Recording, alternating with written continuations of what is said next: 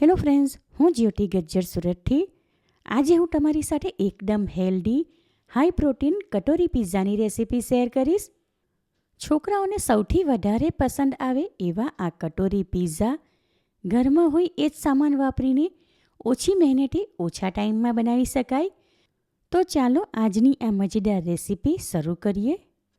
કટોરી પિઝામાં કટોરી એક પણ લોટ વગર મગની દાળમાંથી બનાવશું. એના માટે એક વાસણમાં અડધો કપ મગની દાળ લઈને 4થી 5 વાર પાણી વડે સારી રીતે ધોઈ લીધી. ત્યારબાદ એમાં જરૂર પૂરતું પાણી ઉમેરીને 4 કલાક પહેલાં જ પલાળી દીધી હતી.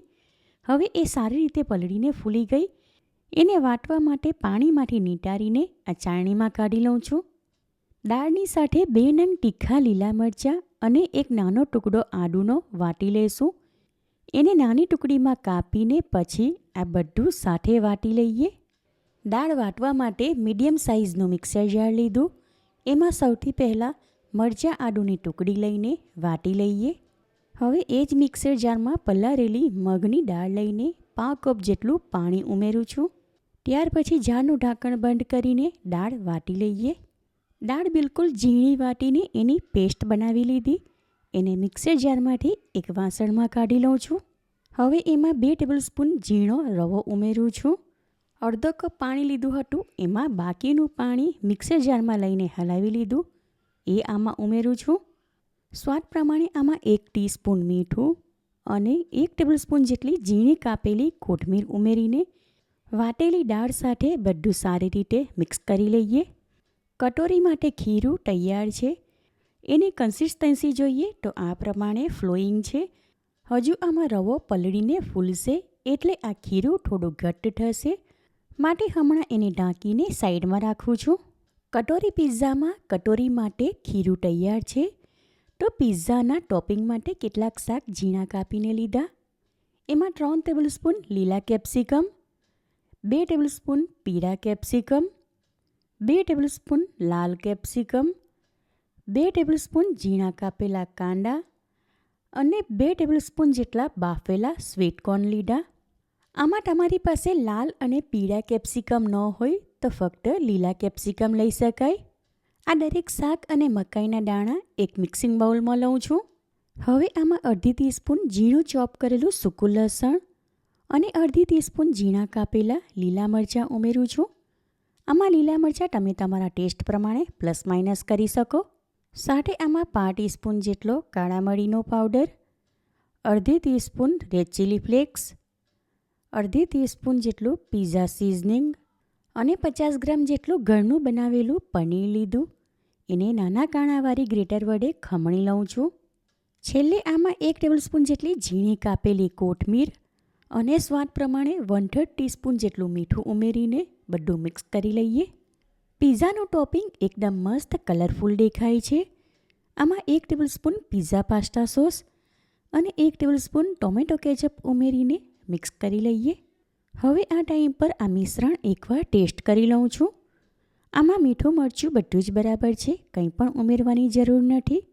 હમણાં એને સાઈડમાં રાખું છું અને આગળના સ્ટેપમાં પિઝા કટોરીમાં લગાવવા માટે એક ઇન્સ્ટન્ટ સોસ બનાવી લઈએ. એના માટે એક નાની સાઇઝની વાડકીમાં 1 tablespoon pizza pasta sauce, 1 tablespoon tomato ketchup અને 1 ટેબલસ્પૂન માયોનીઝ લઉં છું.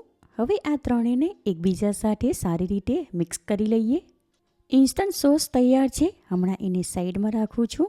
પિઝામાં ઉપર નાખવા માટે પ્રોસેસ ચીઝના ક્યુબ લીધા. તમારે આના બદલે મોઝરેલા ચીઝ લેવું હોય તો લઈ શકાય. હવે આગળના સ્ટેપમાં કટોરી પિઝા બનાવવા માટે અપ્પે પેન લઈને સ્ટવ ઉપર ગરમ કરવા મૂકી દીધું. ત્યાં ગેસ ફ્લેમ લો તરફ રાખું છું.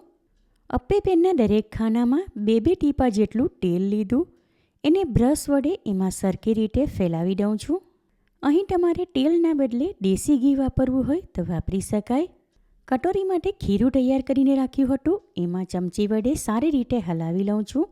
સાથે આ ટાઈમ પર એને ટેસ્ટ કરીને એની કન્સિસ્ટન્સી પણ ચેક કરી લીધી. ખીરુંનો ટેસ્ટ અને કન્સિસ્ટન્સી પરફેક્ટ છે. માટે અપ્પે પેનના દરેક ખાનામાં 2-2 ટીસ્પૂન જેટલું લઉં છું. ત્યાર પછી ચમચી વડે આ રીતે આ ખીરું ખાનામાં ઉપર સુધી સરખી રીતે ફેલાવી દઈએ.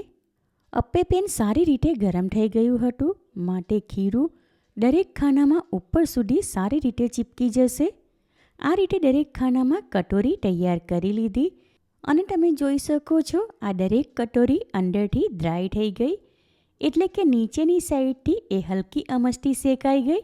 હવે આ દરેક કટોરીમાં તૈયાર કરેલો ઇન્સ્ટન્ટ સોસ લગાવું છું. એકદમ ઓછા તેલમાં બનાવેલા આ કટોરી પિઝા એટલા ટેસ્ટી લાગે કે છોકરાઓને તો ખાવાની મજા પડી જાય. હવે દરેક કટોરીમાં તૈયાર કરેલું ટોપિંગ 1 ચમચી જેટલું મૂકું છું. દરેક કટોરીમાં ઉપર કિનારી સુધીનું ટોપિંગ ભરી દીધું અને આ દરેક પ્રોસેસ દરમિયાન ગેસ ફ્લેમ બિલકુલ લો તરફ રાખવી, એટલે પિઝા કટોરી નીચેની સાઈડથી વધારે શેકાઈ ન જાય. હવે દરેક કટોરીમાં ઉપરથી ખમણેલું પ્રોસેસ ચીઝ મૂકું છું. ચીઝ એક ડીશમાં અલગથી ખમણી લેવાનું, એટલે આમ દરેક કટોરીની ઉપર સરળતાથી મૂકી શકાય. હવે દરેક કટોરીમાં ચીઝની ઉપર કોથમીરના પાન મૂકું છું. આમાં ચીઝ તમે તમારી પસંદગી પ્રમાણે વધારે કે ઓછું લઈ શકો, અથવા ચીઝ વગર પણ આ કટોરી પિઝા બનાવી શકાય. હવે થોડીવાર માટે અપ્પે પેન ઉપર ઢાંકણ લગાવી દઉં છું, એટલે કટોરી પિઝાના ટોપિંગમાં જે શાક લીધા હતા એ હલકા અમસ્તા રંધાઈ જાય અને સાથે ચીઝ પણ મેલ્ટ થઈ જાય. થોડીવાર પછી અપ્પે પેન ઉપરથી ઢાંકણ હટાવી દઉં છું. આમાં ચીઝ સારી રીતે મેલ્ટ થઈ ગયું અને કટોરી પણ ગોલ્ડન કલરની શેકાઈ ગઈ. કટોરીની કિનારી પાસે એક ટીકા સ્ટિક નાખીને એને આ રીતે ગોળ ફેરવી લઉં છું, એટલે એ ખાનામાંથી અલગ થઈ જશે. આ પ્રોસેસ કરીએ એટલે અપ્પે પેનના દરેક ખાનામાંથી કટોરી પિઝા અલગ કરીને ચમચીમાં ઉઠાવી શકાય. કટોરી પિઝા અપ્પે પેનમાંથી લઈને હમણાં એક ડીશમાં રાખું છું. ત્યાર પછી આગળની રીત પ્રમાણે બાકીના કટોરી પિઝા બનાવી લઈએ. સુપર ટેસ્ટી ગરમા ગરમ અને ખૂબ જ હેલ્ધી કટોરી પિઝા તૈયાર છે. તમે જોઈ શકો છો દરેક કટોરી એકદમ સરસ ગોલ્ડન અને ક્રિસ્પી બની. ટેસ્ટમાં તો એનો કોઈ જ જવાબ નથી. એકવાર ખાવાનું ચાલુ કરો તો બસ ખાયા જ કરવાનું મન થાય. કટોરી પિઝા એક સર્વિંગ પ્લેટમાં લઈને ઉપરથી રેડ ચીલી ફ્લેક્સ નાખું છું. ગરમા ગરમ કટોરી પિઝા સાંજના ટાઈમ પર ખાવા માટે બનાવી શકાય અને છોકરાઓને લંચ બોક્સમાં પણ આપી શકાય. એકવાર આ રીતે તમે હેલ્ધી કટોરી પિઝા બનાવશો તો ગેરંટી સાથે કહું, ઘરમાં નાના મોટા બધા જ વખાણ કરીને ખાશે અને ખાટા ઓછા જ પડશે. માટે આ રેસીપી તમે જરૂરથી ટ્રાય કરો. તમે મારી રેસીપી કયા શહેરમાંથી જુઓ છો અને કેવી લાગી એ કમેન્ટ કરીને જણાવો. રેસીપી પસંદ આવી હોય તો વિડીયોને લાઇક કરીને વધારેમાં વધારે શેર કરો. ચેનલ પર નવા હો તો સબસ્ક્રાઈબ કરીને બાજુમાં આપેલા બેલ આઇકન પર ક્લિક કરો, એટલે આવનાર દરેક નવી રેસીપીઓની જાણકારી તમને મળતી રહે. ફરી મળીશું એક નવી રેસીપી સાથે. ઈટ હેલ્ધી એન્ડ સ્ટે હેલ્ધી.